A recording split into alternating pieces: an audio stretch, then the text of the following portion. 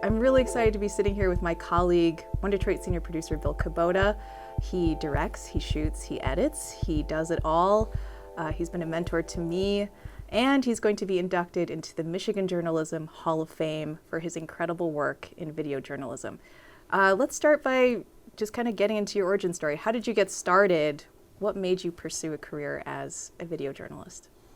Well, I wanted to do television. I started studying that in college at Michigan State, and then I realized there weren't that many jobs back then. There were just a few TV stations, so I went back to college and got a degree in advertising. But there weren't really that many jobs there either, but the jobs that were in TV news mostly. So I started in Lansing a couple years after I got out of college and started working as a photojournalist, a cameraman, carrying big, heavy equipment around. Mm-hmm. And that's where I started, and that's when I started finding out that not only do I like shooting stories, I like trying to tell the whole story, not just taking the pictures, but reporting some too, and I started doing that. So I was heavy into TV news for 8 years. My last broadcast job at the time was at Channel 7 Action News, and I was sitting in a back room setting up stories, but at the same time I was plotting my escape by starting a video production company with the intent of working for TV networks as a freelance cameraman. From there I wanted to make documentaries, mostly for PBS, and that's what we tried to do, and we did a few of those. Mm-hmm. Ed hired me to work on programming for One Detroit, and so that's what I'm doing, and I've been doing it for almost 10 years now. Mm-hmm.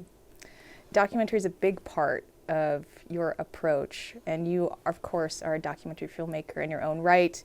Just to name a few things that you've directed: Lustron, Most Honorable Son, you co-directed The Registry, produced and co-wrote Beyond the Light Switch, and not to mention many short-form doc pieces that you've produced for One Detroit. In all my years of working with you on One Detroit, one of the things I've noticed is that you're always trying to add new layers to your stories. Layers that viewers might not be aware of. How do you discover those different layers as you produce this story? Well, it kind of started when I worked in local news. We'd do a story and it'd be 1:30. If you went 2 minutes, it was kind of long. And you couldn't get many sources in there. You couldn't show that many pictures. I always wanted to make longer form, which, ended up being documentary type of stuff. But when I thought about all of this stuff that we do for One Detroit, these stories we can do 7, 8, sometimes 20 minutes. How can I tell a story that has more context, more nuance, and that has to do with more sources. The context might be historical, and those are the layers. You look back and you look forward in some of these stories, and how do you put those into stories? Like in the one story that we like to talk about a lot around here, this LGBTQ plus story, a history of what happened in Michigan and Detroit. We got to delve deep into history of the first openly gay elected official in the country was here in Ann Arbor. And we found her, tracked her down, went to Pittsburgh and interviewed her. And those are the kind of things that we can add to a story because we have the luxury or the time to go deeper with them. When you pursued documentary as a form of storytelling, is that kind of the main reason why, because of the latitude that it gives you? Yeah, we need more time to tell stories. It's not like some of the stories we flip in a few days, but the stuff I like to do, it takes more thought. And then with that, again, more context. So we can kind of tell a story from beginning to end that makes sense to a viewer that might know the story fully, but still get something out of it, or somebody that knows nothing and can learn something from that. So that's the value of doing stuff for public TV. Mm. So Bill, when it comes to doing a story that has a lot of layers, has a lot of nuances, there are a lot of ways you could go.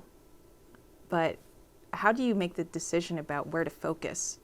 It's easy to do what people expect you to do. You're kind of looking sometimes for the story or the point of view that is less heard. How do you not necessarily amplify it, but at least give it a place in your story that makes you think a little bit more? Kind of connected to this documentary style approach that you do have for your storytelling, it makes me think of a documentary as not being a solo act, right? And is a very collaborative form of storytelling. In your news stories for One Detroit, you've collaborated with many contributors to do really interesting stories about a variety of topics, like the challenges faced by the formerly incarcerated, stories about environmental justice, stories about civil rights, the experiences of those who've been deported, the experiences of Asian Americans in the Midwest, just to name a few.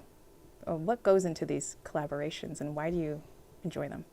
Collaborating with you, some other folks in the room here, we everybody has something to offer a story, but you want to get the folks that have a lot to offer. That makes a stronger story. And why not collaborate when we can? We've collaborated with people with the Detroit News, the Free Press, Bridge Michigan, Bridge Detroit. And we're always, and I've worked with some other people that are really people that are experts in the field, but not necessarily working journalists. I think it's important to get their expertise to bring to stories, like with the environmental justice stories or the criminal justice stories that we've been doing. What do you think is the benefit of these collaborations for, say, the audience? I think in a lot of cases, they're getting stories that they wouldn't get in any other way from anybody else. They're getting a perspective that's a little bit different than, say, from a straight journalist. They're getting added insight, and sometimes you think, why don't we do that more? Well, we're doing it on One Detroit. Mm-hmm. So we've been doing Asian American Pacific Islander coverage on One Detroit since about 2019 or so. And we've been trying to do a way of storytelling about the Asian American experience here in a different way, in a more holistic way. Why is that important to you?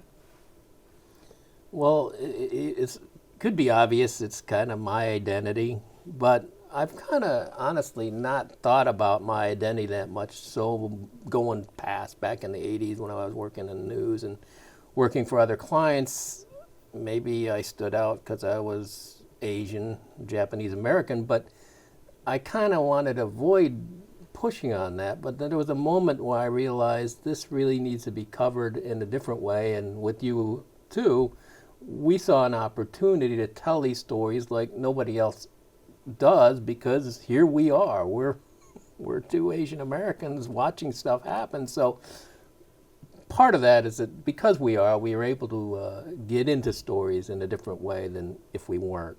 So to me, it's always about going for stories, and there's tons of good stories within these communities. And we have the reference point being the killing of Vincent Chin back in 1982, which I actually had done stories about way back then. But here we are looking at this thing decades later. How do we put that into context? And so many Asian American groups connect with that story, so we did too. You're very dedicated to strong visual storytelling, and I have many memories of being out on shoots with you where you are searching for the best exposition shot, locators, things like that. Why do you think those things are important, these elements of strong visual storytelling?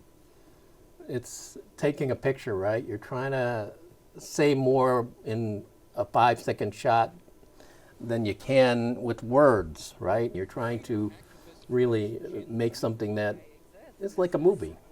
And you don't want to distract. With the interviewee, you're trying to make a shot that, not a shot, but a setting, a setup, a room that they feel more comfortable, so they might be able to share a little bit more or be a little bit more candid or more truthful. I'm always looking for that. And sometimes things get a little overproduced, and you kind of worry that things are getting a little stale or overly orchestrated. I'm working really hard so you'll see on some of my shots that wasn't that pretty, but it was more real. I'm kind of trying to get more real in a lot of the stuff I do.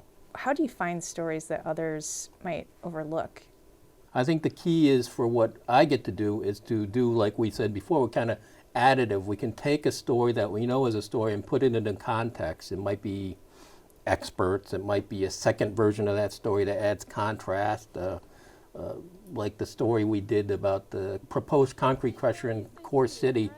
We covered that story for 2 years, and we were able to do that because I was given the latitude and the time to keep following it, and I was collaborating with the filmmaker that kept on top of what was going on so we could run out and cover stuff as it happened. So we had a story from beginning to end where they started getting together as a community to fight this thing to where they actually stopped it from happening, and on top of that, they changed zoning laws to stop that from happening ever again. And we're setting a template for other communities in Detroit to fight heavy industry in their neighborhoods. You know, there's not many other places you'll see anything like that anywhere on television except on shows like ours on public television. Mm-hmm. That's where our value remains with the viewers that really want to know what's going on and really care about what's happening in their communities. Watch One Detroit, Thursday at 7:30 p.m. You can find more at onedetroitpbs.org or subscribe to our social media channels and sign up for our One Detroit newsletter.